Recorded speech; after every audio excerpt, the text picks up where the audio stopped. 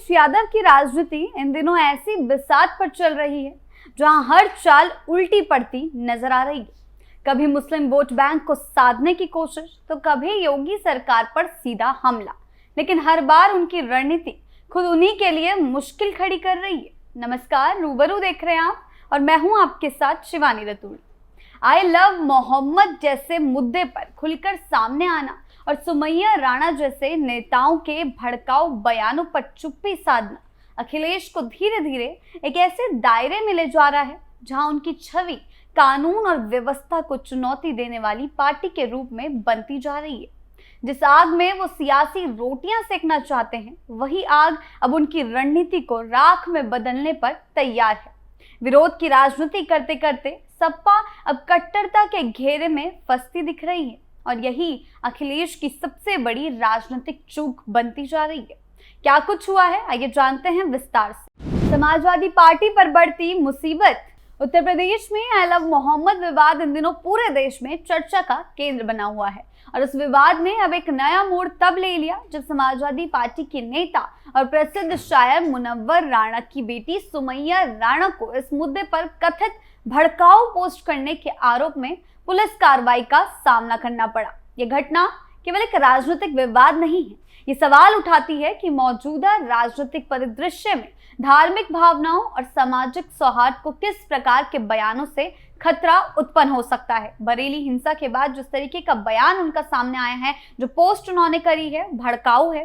विवाद की शुरुआत एक धार्मिक जुलूस के दौरान आई लव मोहम्मद लिखे पोस्टरों से हुई थी। ये पोस्टर सबसे पहले कानपुर, बरेली और लखनऊ जैसे शहरों में दिखे, जिसके बाद तनाव उत्पन्न हो गया। कई जगहों पर विरोध प्रदर्शन हुए, पुलिस ने एक्शन लिया और कुछ स्थानों पर इंटरनेट सेवाएं तक बाधित कर दी गई। धीरे धीरे ये मुद्दा सोशल मीडिया और राजनीतिक मंचों पर गरमाया और इसी बीच सपा नेता सुमैया राणा का एक पोस्ट सामने आया जिसने विवाद को और भी ज्यादा भड़का दिया। हिंसा भड़काने की कोशिश। सुमैया राणा पर आरोप है कि उन्होंने सोशल मीडिया पर एक ऐसा बयान दिया जिसमें उन्होंने कहा है कि लखनऊ की सड़कों पर अब भीड़ नहीं बल्कि सैलाब आएगा और यूपी पुलिस चाहे तो अपनी बंदूकों के साथ तैयार रहे। इस बयान को महिला दारोगा सीमा यादव ने गंभीरता से लिया और उनकी तहरीर पर केसरबाग कोतवाली में मुकदमा दर्ज कर लिया गया। पुलिस का कहना है कि इस बयान से समाज में सांप्रदायिक तनाव पैदा हो सकता है और सांप्रदायिक सौहार्द बिगड़ने की आशंका है। आरोप ये भी है कि सुमैया ने मुस्लिम समुदाय को इस पोस्ट के माध्यम से भड़काने का काम किया, जिससे कानून व्यवस्था के लिए खतरा उत्पन्न हुआ। पुलिस द्वारा दर्ज एफआईआर में गंभीर धाराएं लगाई गई है जो सार्वजनिक शांति भंग करने, समुदायों के बीच दुश्मनी पैदा करने और घृणा फैलाने से संबंधित है। यानी कि सीधे तौर पर यह बोलना कि सैलाब आएगा, ये एक तरीके से मुस्लिमों को भड़काने की कोशिश थी। घटना एक बार फिर उस बहस को जन्म देती है जहां सार्वजनिक हस्तियों को सोशल मीडिया का प्रयोग करते समय कितनी जिम्मेदारी से काम लेना चाहिए। अभिव्यक्ति की स्वतंत्रता का अधिकार संविधान द्वारा हर नागरिक को दिया गया है, लेकिन जब वो अधिकार समाज में वैमनस्य पैदा करने लगे तो क्या उसे संरक्षण मिलना चाहिए? क्या ऐसे पोस्ट को संरक्षण मिलना चाहिए? नहीं। और इसीलिए योगी सरकार ने इनके ऊपर एक्शन लिया है। योगी पुलिस का तगड़ा एक्शन। इस विवाद के राजनीतिक मायने भी कम नहीं है। समाजवादी पार्टी इस समय एक ऐसी स्थिति में फंसी दिखाई देती है जहां उसे अपने परंपरागत मुस्लिम वोट बैंक को संतुष्ट करना है, लेकिन साथ ही सार्वजनिक रूप से भड़काऊ बयानों से दूरी बनाकर अपनी राजनीतिक नैतिकता भी बनाए रखनी है। लेकिन इसका उल्टा ही समाजवादी पार्टी कर रही है, समाजवादी पार्टी के नेता कर रहे हैं।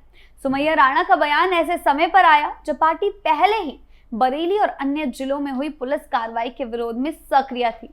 सपा ने बरेली में एक प्रतिनिधि मंडल भेजने का निर्णय लिया, लेकिन पुलिस ने उस प्रतिनिधि मंडल को लखनऊ से रवाना होने से पहले ही रोक लिया, क्योंकि सीधे तौर पर कहा जा रहा था कि वो लोगों को भड़काने के लिए ये कदम उठा रहे हैं। इसमें शामिल सांसद जियाउर रहमान बर्क को हाउस अरेस्ट कर लिया गया है, जिससे पार्टी ने नाराजगी जताई थी। पार्टी प्रवक्ताओं का कहना है कि सरकार विपक्ष की आवाज को दबा रही है, जबकि सरकार का दावा है कि उनकी कार्रवाई कानून और व्यवस्था को बनाए रखने के लिए है, क्योंकि अगर वो वहां जाएंगे तो हिंसा और भड़केगी और यही समाजवादी पार्टी का एक एजेंडा है। मौलाना रजवी ने भी खुद ये कहा है कि अखिलेश जहां भी जाते हैं चिंगारी लगाते हैं। एक और सरकार का सख्त रवैया है जो कानून व्यवस्था बनाए रखने के नाम पर कार्रवाई कर रहा है, वहीं विपक्ष इसे लोकतंत्र और अभिव्यक्ति की स्वतंत्रता पर हमला बता रहा है।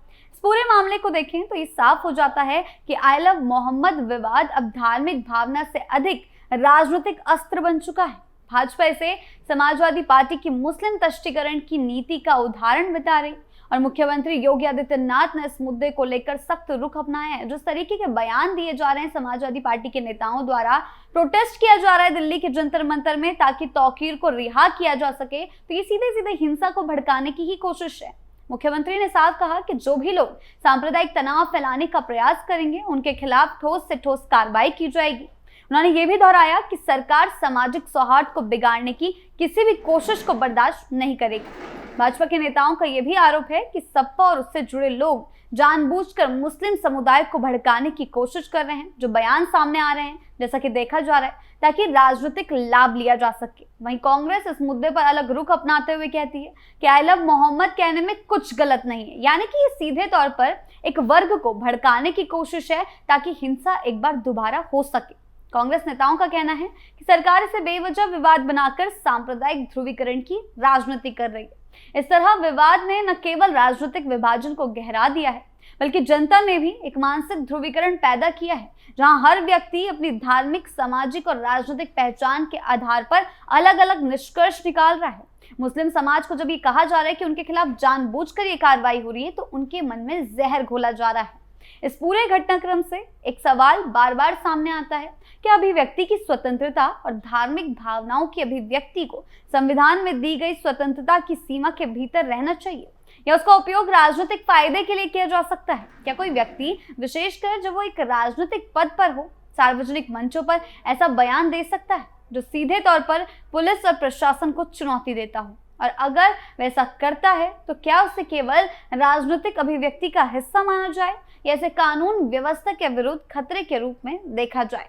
ये सवाल केवल सुमैया राणा से नहीं जुड़े हैं, बल्कि देश की हर राजनीतिक पार्टी, हर नेता और हर नागरिक से जुड़े हैं जो लोकतंत्र और सामाजिक सौहार्द की रक्षा की बात करते हैं। वर्तमान समय में जब देश पहले ही अनेक सामाजिक, आर्थिक और सांस्कृतिक चुनौतियों का सामना कर रहा है, जहां बरेली में देखा गया प्रदेश ऐसी चुनौतियों का सामना कर रहा है, ऐसे में धार्मिक और भावनात्मक मुद्दे को भड़काना किसी भी दृष्टिकोण से उचित नहीं है। राजनीतिक दलों को ये समझना होगा कि अल्पकालिक राजनीति लाभ के लिए यदि सामाजिक ताने बाने को नुकसान पहुंचाया गया तो उसका नुकसान सभी को भुगतना होगा। सुमैया राणा का बयान, चाहे वो उसकी निजी राय हो या पार्टी लाइन का हिस्सा, एक बड़े मुद्दे की तरह सामने आए हैं, जिससे ये साफ है कि आने वाले दिनों में इस प्रकार के बयानों पर और अधिक सतर्कता और जिम्मेदारी की आवश्यकता है, जो योगी सरकार दिखा रही है, लगातार एक्शन ले रही है। इसी के चलते सुमैया राणा पर भी कार्रवाई शुरू हो गई है। प्रशासन और न्याय व्यवस्था को यह भी सुनिश्चित करना होगा कि कार्रवाई निष्पक्ष हो और किसी भी पक्ष की राजनीतिक या धार्मिक पहचान के आधार पर ना हो। तभी एक संतुलित, न्यायपूर्ण और शांतिपूर्ण समाज की स्थापना संभव है और बरेली में शांति बनी रहेगी। समाज में इस समय जो सबसे जरूरी बात है वो है संवाद की संस्कृति को बढ़ावा देना, ना कि उकसाने की, जैसा समाजवादी पार्टी के नेताओं द्वारा किया जा रहा है। जब भी किसी धार्मिक या भावनात्मक मुद्दे पर विवाद उठता है, तब सबसे पहले ये जरूरी हो जाता है कि सभी पक्ष शांति और समझदारी से प्रतिक्रिया दे, लेकिन समाजवादी पार्टी द्वारा ऐसा नहीं किया जा रहा है।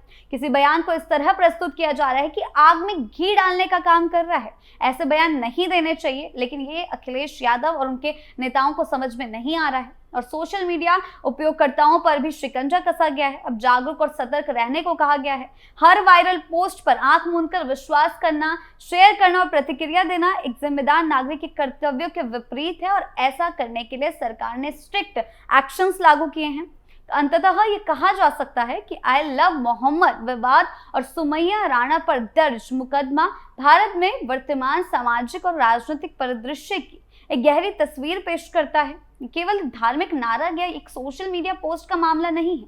ये दर्शाता है कि समाज कितनी तेजी से धार्मिक पहचान और राजनीतिक एजेंडे और सामाजिक संवेदनशीलता के बीच झूल रहा है।